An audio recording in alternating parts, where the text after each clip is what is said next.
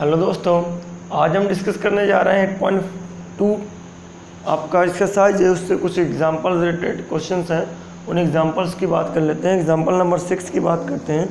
Example number 6 क्या कहता है?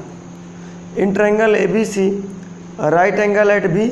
एक ट्रायंगल ABC है जिसका राइट एंगल आपका B है, राइट एंगल बना लेते हैं। एक ट्रायंगल ABC है जो दिया है क्वेश्चन में आपका A, B और C, जिसका राइट एंगल क्या है? B है, और ये है 5 सेंटीमीटर और ये है 30 डिग्री। आपसे बोला जा रहा है AB जो है गिवन में एग्जांपल 5, AB की जो वैल्यू है AB इक्वल टू है 5 सेंटीमीटर, जो इसकी गिवन है। ठीक है, गिवन आपका AB इक्वल टू 5 सेंटीमीटर, और एंगल A जो है एंगल ACB की वैल्यू कितनी है? 30 डिग्री। और आपसे बोला जा रहा है एंगल B जो है वह है आपके पास 90 डिग्री। और determine the length of the side BC and AC। BC बताना है और AC बताना है भाई, ये बताना है और ये बताना है। चलिए, तो BC और AC बताना है, ये चीज़ BC बताना है, AC बताना है। तो सबसे पहले अगर देखा जाए तो हमारा जो ये एंगल दिया गया है 30 डिग्री, इसका रिलेशन आपका अगर देखा जाए तो एंगल 30 के सामने वाली साइड का नाम क्या होता है? परपेंडिकुलर। और इसके जस्ट एडजेसेंट साइड का नाम क्या होता है? बेस। और इसके जस्ट अपर साइड का क्या नाम होता है? हाइपोटेन्यूज।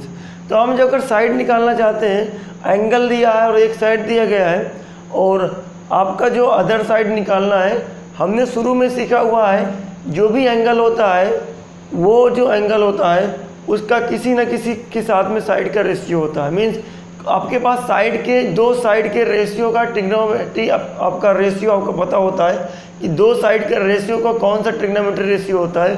तो हमें अगर देखा जाए ये साइड नहीं पता है और इस एंगल से अगर बात कर लें तो ये 5 और इसका रिलेशन लेते हैं तो परपेंडिकुलर और हाइपोटेन्यूज बन जाएगा। परपेंडिकुलर अपन हाइपोटेन्यूज का जो रिलेशन होता है वो होता है आपका साइन। तो किस एंगल से बात कर लें? C से, क्योंकि C दिया हुआ है आपका गिवन है, तो C से ही बात करेंगे। C से आपका क्या हो जाएगा? ये परपेंडिकुलर हो जाएगा मीन्स P, और ये हो जाएगा आपका बेस, और ये हो जाएगा हाइपोटेन्यूज। मीन्स आपको हाइपोटेन्यूज निकालना मीन्स AC निकालना है, और परपेंडिकुलर निकालना है मीन्स बेस निकालना है, आपको BC निकालना है। तो अब ज़रा देखिए, जो गिवन साइड है और जो गिवन एंगल है, एंगल से तो परपेंडिकुलर बेस हाइपोटेन्यूज मिल चुका है। अब जो गिवन साइड है उनका किसके साथ क्या रिलेशन है और उसका क्या रेशियो का नाम दिया गया है। हम जानते हैं कि cot 30 परपेंडिकुलर और बेस का जो है वो tan के साथ में भी रिलेशन है और cot के साथ में भी रिलेशन है। तो हम जानते हैं cot 30 डिग्री एंगल 30 आपका cot 30 डिग्री कितना होगा? आपका परपेंडिकुलर या sorry base upon means BC अपान आपका AB कहलाएगा। cot 30 डिग्री की वैल्यू जो है वो आपके टेबल से cot 30 डिग्री की जो वैल्यू है वो है आपके पास √3, और BC की जो वैल्यू है वो नहीं पता आपको, लेकिन AB की वैल्यू है 5। तो क्रॉस मल्टीप्लाई किया तो क्या मिलेगा? 5 √3। BC की जो वैल्यू आई वो निकल के आई 5 √3 सेंटीमीटर।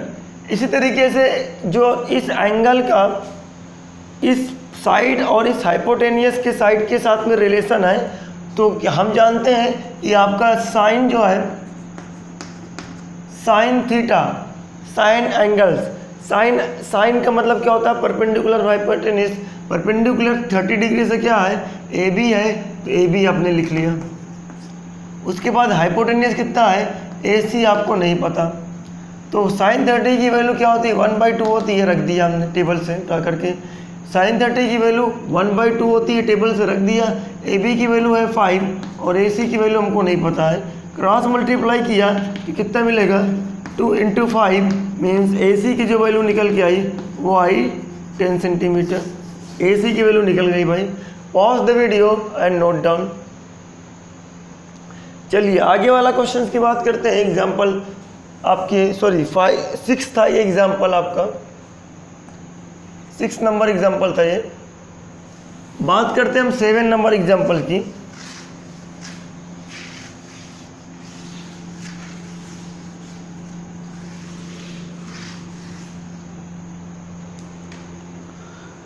सेवन नंबर जो एग्जाम्पल कहता है वो क्या कहता है, वो कहता है example 7, in triangle P Q R, एक ट्रायंगल दिया गया है पी क्यू आर, और राइट एंगल क्या है आपके पास, एंगल क्यू जो है वो 90 डिग्री है, और डायग्राम दे करके रखा हुआ है। पी की जो वैल्यू है वो 3 सेंटीमीटर है, और पी आर की जो वैल्यू है वो आपके पास 6 सेंटीमीटर है। और आपको क्या डिटरमाइन करना है, angle Q P R determine करना है। चलिए सबसे पहले हम बात कर लेते हैं वो ट्रायंगल कौन सा बना के रखा हुआ है, वो ये ट्रायंगल बना के रखा हुआ है पी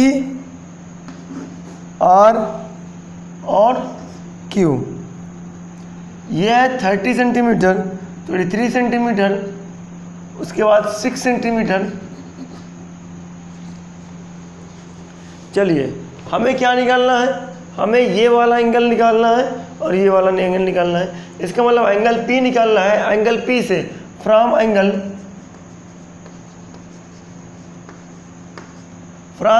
P से बात हो रही है, एंगल P से जो बात हो रही है, हमें अगर देखें तो क्या मिलेगा, ये मिलेगा परपेंडिकुलर, ये मिलेगा आपका बेस, और ये मिलेगा आपको हाइपोटेन्यूज।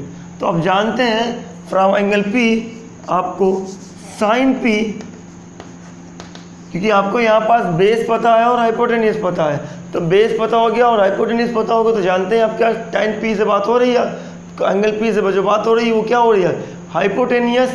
और बेस जो पता है वो लिख सकते हैं। हाइपोटेन्यूज और बेस का रिलेशन क्या है, अगर P से बात हो रही है, हाइपोटेन्यूज और बेस का रिलेशन कहता है कि cos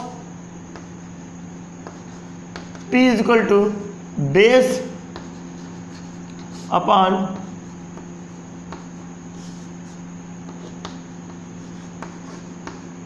hypotenuse.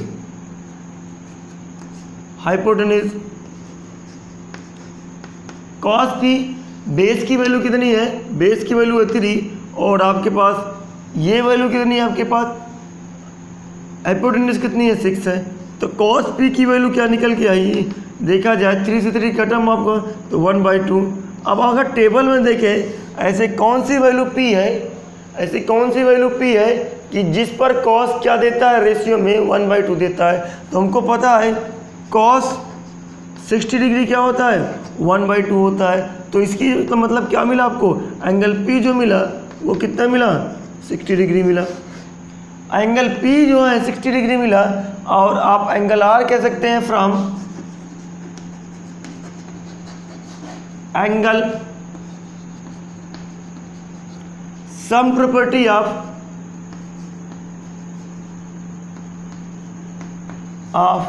some properties of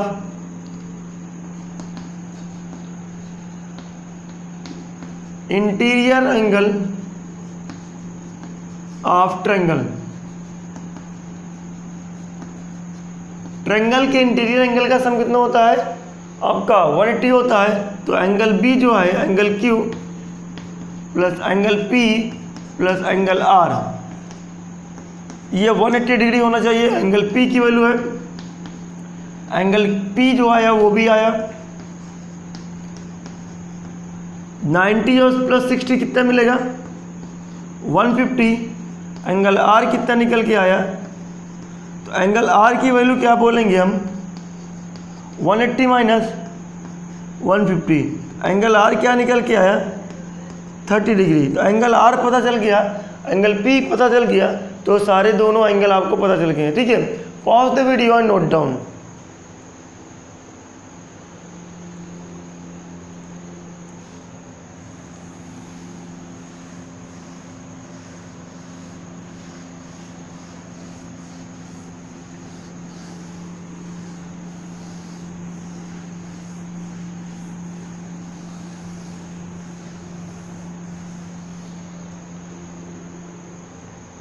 अब बात करते हैं एग्जाम्पल 8 की। एग्जाम्पल 8 आपका है, वो क्या कहता है एग्जाम्पल 8, वो कहता है if sine A is equal to given में क्या क्या है, गिवन में है sine A minus B is equal to 1/2। उसके बाद एक चीज और दिया है cos a plus B is equal to 1/2, और आपको जो रिलेशन है वो है 0 से बड़ा है a प्लस बी का सम, 90 और 90 से छोटा है। एक रिलेशन और है, एंगल a जो है b से ग्रेटर है। तो हम यह रिलेशन यूज़ करके हम a माइनस बी और a प्लस बी की वैल्यू के बारे में आप बात कर सकते हैं। तो साइन a माइनस बी की वैल्यू 1/2 है, साइन a माइनस बी की वैल्यू अगर 1/2 है तो साइन में ऐसा कौन सा एंगल है जिस पर वैल्यू आपको 1/2 मिलती है।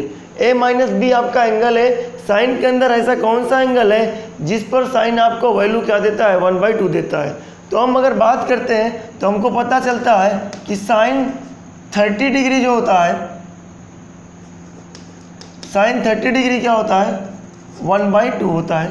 साइन 30 डिग्री की 1/2 वैल्यू होती है, इसका मतलब a माइनस बी कौन सा एंगल रहा होगा, a माइनस बी की वैल्यू क्या रहेगी, 30 डिग्री। ये इक्वेशन फर्स्ट हो गया।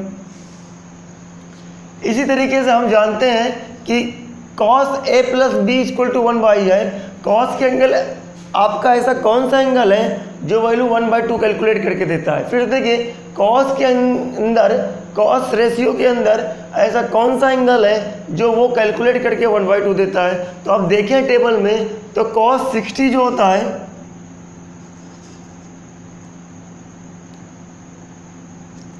cos 60 डिग्री जो होता है वो 1/2 होता है।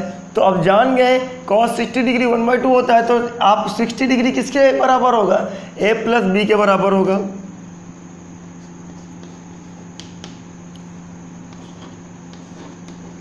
इक्वेशन सेकेंड सॉल्व कर लेते हैं। Solve first and second equation. Solve किया फर्स्ट एंड सेकेंड इक्वेशन तो क्या मिला, a minus B equal to 30, उसके बाद a plus B equal to 60। Elimination लगा दिया, हम b माइनस में b प्लस में ऐड कर दिया। ऐड करने से क्या होगा, साइन नहीं चेंज होंगे और आपके सब्ट्रैक्ट और ऐड हो जाएंगे। तो 2a इक्वल टू आपका 90 मिला और a की वैल्यू क्या मिल गई, a की वैल्यू मिल गई 90/2, इसका मतलब 45। a की वैल्यू 45 मिल गई। Put a is equal to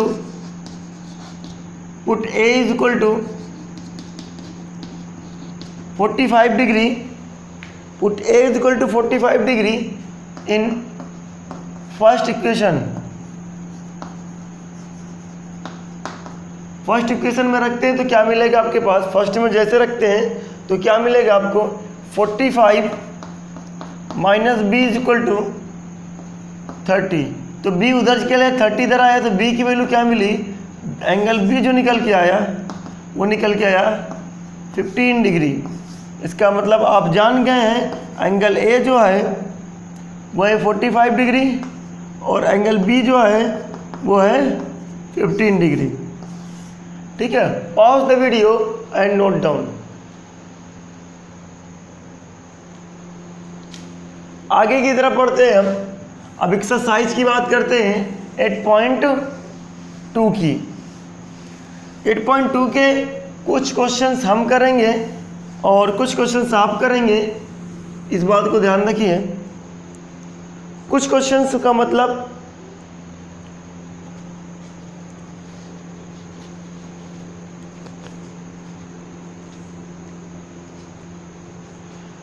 चलिए बात करते हैं फर्स्ट का क्वेश्चन, फर्स्ट का second part 8.2 exercise.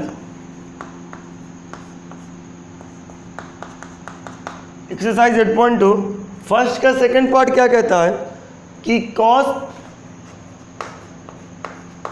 45 divided by sec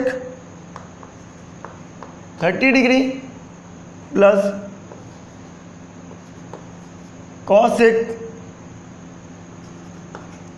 30 degree. चलिए यहाँ पर जो वैल्यू जिसकी पता है वो आप रख दीजिए और कैलकुलेशन कर लेते हैं। cos 45 डिग्री का मतलब क्या होता है 1/√2। sec 30 डिग्री का मतलब क्या होता है 2/√3। फिर प्लस cos sec 30 डिग्री का मतलब होता है 2। कर दिया हमने। नीचे भी फ्रैक्शन है और ऊपर भी फ्रैक्शन है। नीचे वाले फ्रैक्शन को सॉल्व किया, ऊपर वाला फ्रैक्शन है 1/√2 डिवाइडेड बाई 2 का इसमें मल्टीप्लाई हुआ 2 + 2 √3/√3।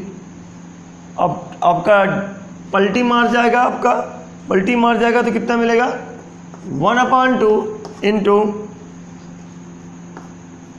√3 बाई क्या मिलेगा 2 + 2√3 ये मिलेगा। चलिए √3 आपका मिल रहा है और इसमें से 2 कॉमन आ जा रहा है, 2 2 जा 4 मिलेगा और 1 + √3 मिलेगा।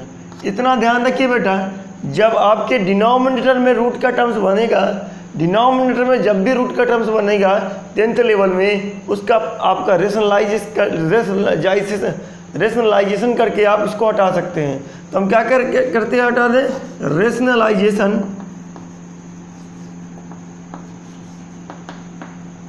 रेशनलाइजेशन ऑफ डिनोमिनेटर का रेशनलाइजेशन कर देते हैं। तो क्या होगा √3 1 - √3 डिवाइडेड बाई 4 और ये हो जाएगा 1 + √3 और 1 - √3। कैलकुलेशन किया तो मिला क्या √3 1 - √3 डिवाइडेड बाई ये क्या बनेगा, ये बन रहा है a - b a + b। इसका मतलब 1 - √3 बनेगा और √3 1 - √3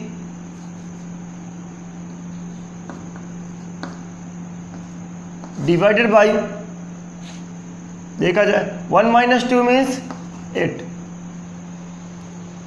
ये होगा। अब माइनस को ऊपर भेज देंगे तो क्या मिलेगा √3 का मल्टीप्लाई हो जाएगा, क्या मिलेगा माइनस का √3 मल्टीप्लाई हो रहा है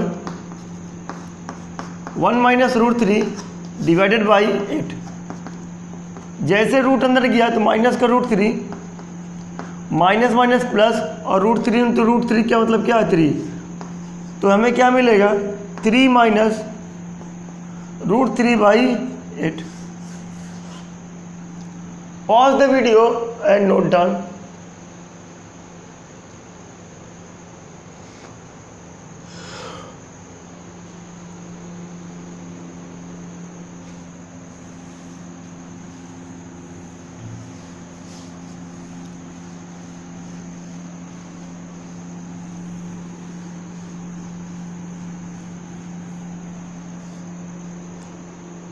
क्वेश्चन नंबर इसका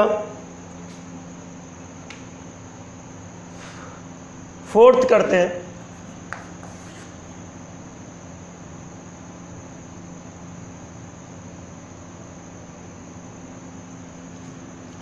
क्वेश्चन नंबर 4th क्या रहा था sin 30 डिग्री प्लस का tan 45 डिग्री माइनस का cos 60 degree sec 30 degree plus का cos 60 डिग्री और प्लस का 45 डिग्री। चलिए करते हैं। साइन 30 का मान कितना होता है 1/2। tan 45 का वैल्यू कितना होता है 1, और माइनस cos 60 का वैल्यू क्या होता है 2/√3। चलिए sec 30 का वैल्यू कितना होता है 2/√3 प्लस cos 60 का वैल्यू कितना होता है 1/2 और cot 45 की वैल्यू होती है 1। चलिए दोनों का हम एलसीएम ले लेते हैं। ऊपर वाले का एलसीएम आएगा 2√3 डिवाइड किया √3 बना √3 प्लस 1 का डिवाइड किया यही बचेगा, इसका मतलब 2√3।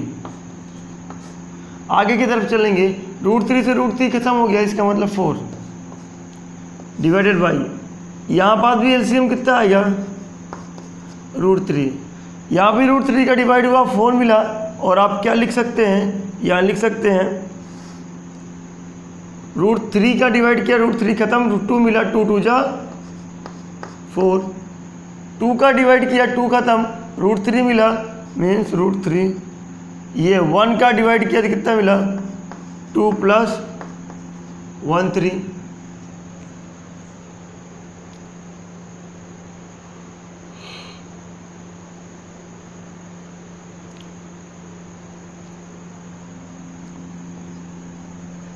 √3 का मतलब क्या हुआ 3√3 माइनस का 4, ये तो ख़त्म हो चुके थे। 4 और √3 किया मिला, तो हम ये √3 प्लस 2√3 का मतलब क्या है 3√3 और प्लस का 4, ये बन गया। अब आगे की तरफ बढ़ते हैं हम जानते हैं यहाँ पास भी आपको √3 का टर्म्स कटाना है, रेशनलाइज करना पड़ेगा। रेशनलाइज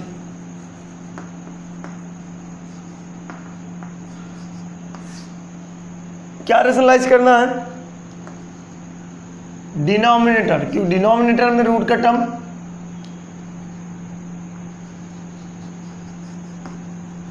ये, तो कितना मिलेगा हमें 3√3 माइनस का 4 और 3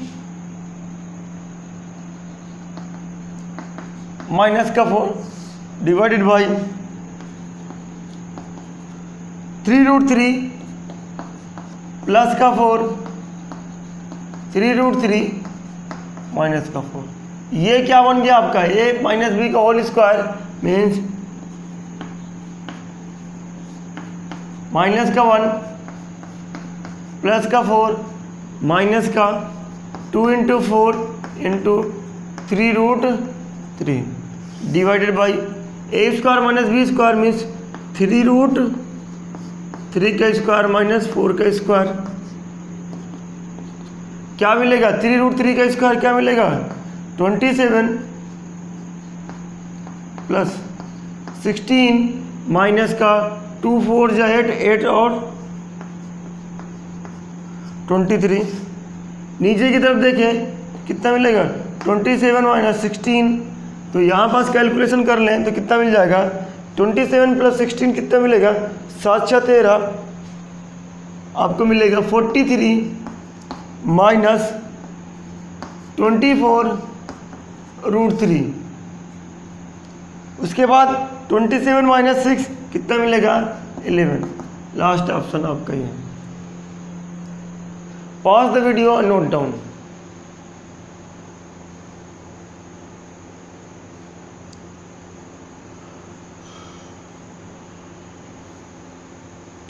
चलिए दोस्तों, अब आप होमवर्क ले लीजिए। होमवर्क है 8.2 के क्वेश्चन नंबर पहले के सारे क्वेश्चन करने हैं, जिसमें से 2 हमने करवा दिए हैं, उसको फिर से करने हैं आपको। जब भी डिनोमिनेटर में रूट का टर्म्स होगा उसको रेशनलाइजेशन से आप हटाएंगे और ऊपर लेकर के जाएंगे। इस बात को ध्यान रखिएगा। पूरे चैप्टर्स में जहाँ पर भी रेशनलाइजेशन करना पड़ेगा मुझे आपका डिनोमिनेटर में करना पड़ेगा और बाकी में नहीं करना पड़ेगा।